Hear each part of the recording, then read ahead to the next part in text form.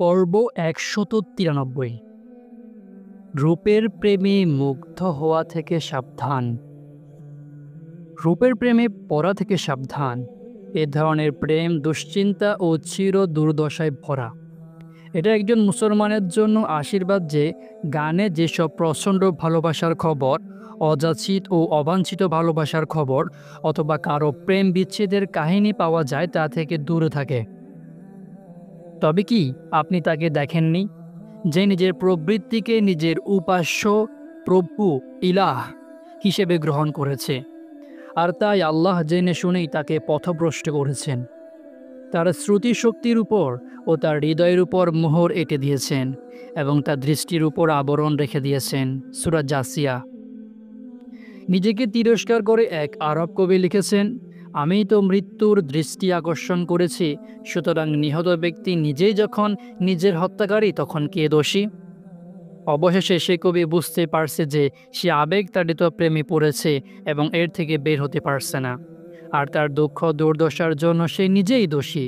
তাই সে যে চির দুঃখ কষ্ট ভোগ করেছে তার জন্য সে নিজেকে দোষারোপ করেছে।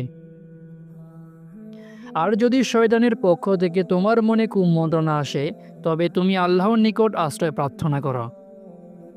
মুত্তাকিদের মনে যখন শয়তানের পক্ষ থেকে কুমন্ত্রণা আসে, তখন নিশ্চয়ই তারা আল্লাহকে স্মরণ করে এবং তখনই তারা সঠিক পথ দেখতে পায়। ইবনুল কাইয়িম তার রোগ ও চিকিৎসা কিতাবে এই বিষয়ের উপর ব্যাখ্যামূলক আলোচনা করেছেন।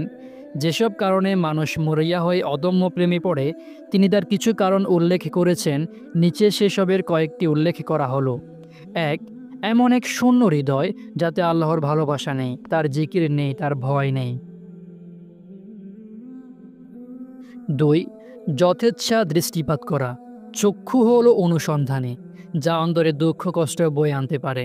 মহান আল্লাহ তাআলা বলেন, মুমিনদেরকে বলে দিন যে তারা যেন তাদের দৃষ্টিকে অবনত রাখে। দৃষ্টি হলো শয়তানের একটি তীর।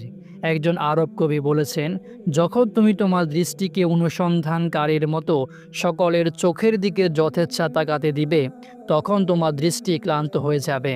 তখন তুমি এমন অনেক কিছু দেখিবে যা পুরোটা তুমি আয়ত্ত করতে সক্ষম নও এবং যার আংশিক আয়ত্ত করার ধৈর্য তোমার নেই।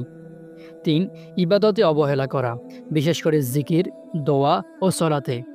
নিশ্চয় সলাৎ অশ্লীল ও নিষিদ্ধ কাজ থেকে বিরত রাখে। এখানে অশ্লীল কাজ বলতে সকল প্রকার অধৈর্য, জনক্রিয়া ও নির্লজ্জ ও বেহায়া ক্রিয়াকলাপকে বোঝায়, এবং নিষিদ্ধ, অপছন্দনীয় ও মন্দ কাজ বলতে কুফরি, শিরকি ও সকল প্রকার মন্দ কাজকে বোঝায়।